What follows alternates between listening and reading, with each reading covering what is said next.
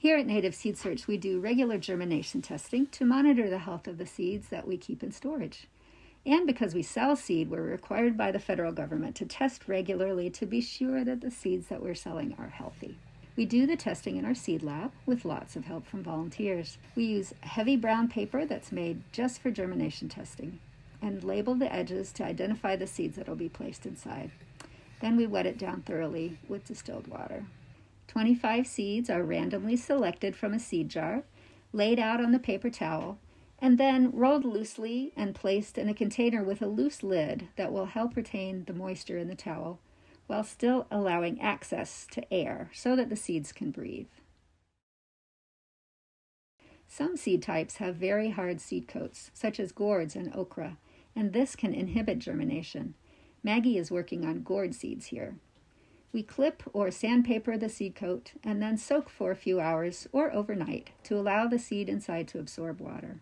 We also would do an overnight pre-soak for some large seed that needs lots of water, like fava or lima beans, or for older seeds that might need more time to soak up the water they need. The test rolls are then placed in our germination chamber. This chamber controls both temperature and light to simulate outdoor conditions, keeping the seeds warmer during 15 hours of light and cooler during 9 hours of darkness.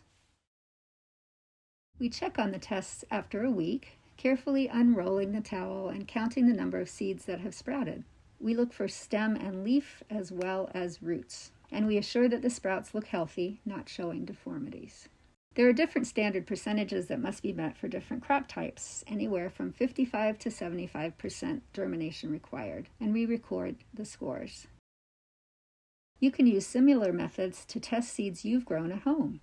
Use regular paper towels in a loosely closed plastic bag and place them on a warm windowsill.